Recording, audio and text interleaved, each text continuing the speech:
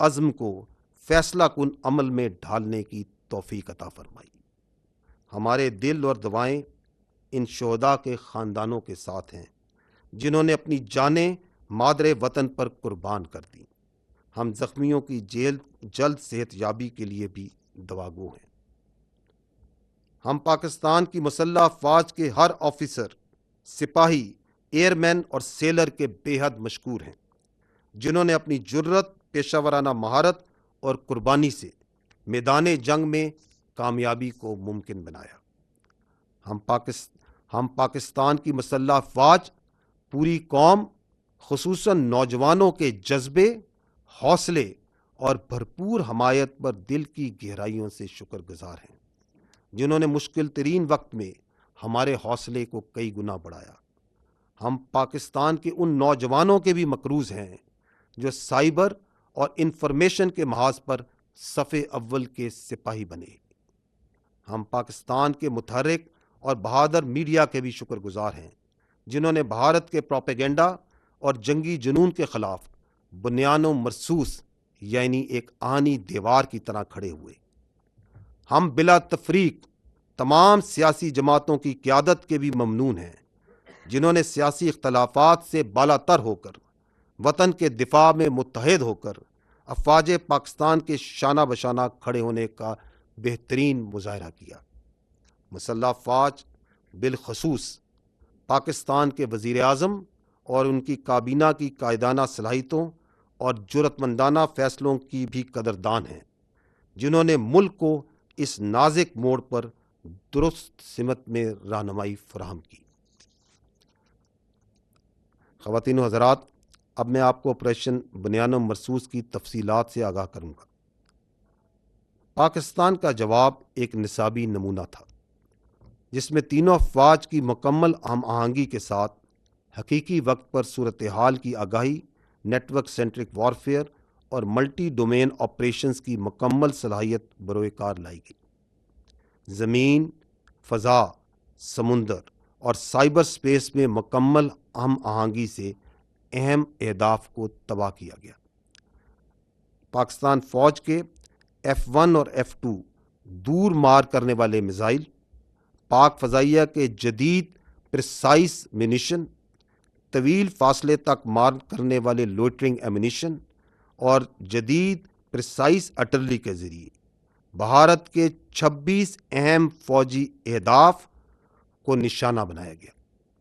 وہ تنصیبات جو پاکستانی شہریوں کو نشانہ بنانے کے لیے استعمال ہوئیں، اور وہ تنصیبات جو پاکستان میں دہشت گردی کو فروغ دینے میں استعمال ہوتی ہیں، اور ان تنصیبات کو نہ صرف بھارتی غیر قانونی زیر تسلط جموں و کشمیر میں بلکہ بھارت کے اندر بھی نشانہ بنایا گیا۔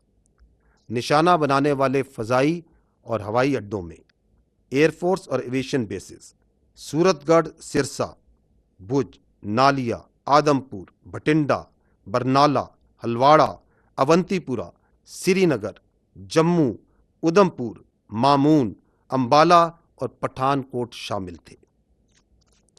بیاس اور نگروٹا میں موجود براموس میزائل کے ذخائر جو پاکستانی شہریوں پر حملوں میں استعمال ہوئے، ان کو تباہ کیا گیا۔ S-400 ایئر ڈیفنس سسٹم کو پاک فضائیہ نے بوجھ اور آدم پور میں نشانہ بنایا۔ اڑی میں فیلڈ سپلائی ڈیپو اور پونچھ میں ریڈار سٹیشن جیسے لاجسٹک اور سپورٹ مراکز کو بھی نشانہ بنایا گیا۔ KG ٹاپ اور نوشہرہ میں موجود 10 بریگیڈ اور 80 بریگیڈ کی کمانڈ تنصیبات کو بھی تباہ کیا گیا۔ یہ وہ تنصیبات ہیں جہاں سے بلا اشتعال فائرنگ کر کے معصوم بچوں اور عورتوں کو نشانہ بنایا گیا۔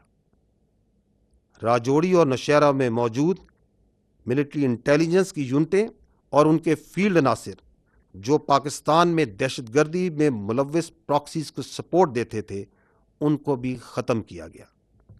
لائن آف کنٹرول کے پار وہ تمام آرٹلری، لاجسٹک اور پوسٹیں جو آزاد جموں اینڈ کشمیر میں سولینز پر فائرنگ کرتی تھیں، ان پر شدید اور مسلسل جوابی کارروائی کی گئی، یہاں تک کہ انہوں نے سفید جھنڈے اٹھا لیے۔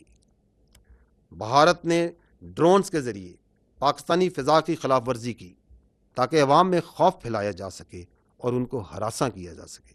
اس کے رد عمل میں آپریشن بنیان و مرصوص کے دوران پاکستان کی مسلح ڈرونز بھارت کے بڑے شہروں انکلوڈنگ دارالحکومت نیو دہلی اور اللیگلی آکوپائڈ جموں اینڈ کشمیر سے لے کر گجرات تک مسلسل پرواز کرتے رہے، تاکہ پاکستان کی صلاحیت کا نہ صرف اظہار کیا جا سکے اور بلکہ یہ بتایا جا سکے کہ اس ڈرونز کے ڈومین کا موجودہ وارفیئر میں کوئی فائدہ نہیں۔ پاکستانی افواج نے بھرپور سائبر حملے بھی کیے، جن کے نتیجے میں ان بھارتی اہم مواصلاتی اور انفراسٹرکچر نظام کو مفلوج کیا گیا جو کہ بھارتی افواج کے استعمال کر رہی تھی۔ یہ یاد رہے کہ پاکستانی افواج کے پاس ایسی کئی جدید جنگی صلاحیتیں موجود ہیں جن کا کچھ کا استعمال اس تنازع میں محدود سطح پر کیا گیا اور کئی صلاحیتیں آئندہ کے لیے محفوظ رکھی گئی ہیں۔ ان سب اقدامات کے باوجود میں واضح کرنا چاہتا ہوں کہ بھارت کی مسلسل اشتعال انگیزی کے مقابلے میں پاکستان کا رد عمل نہایت درست، متوازن اور محدود نوعیت کا رہا۔ ہر ہدف جو ہمارے معصوم شہریوں کے قتل یا پاکستان میں دہشت گردی میں براہ راست ملوث تھا، ان کو احتیاط سے نہ صرف منتخب کیا گیا بلکہ انشور کیا گیا کہ عام شہری متاثر نہ ہوں۔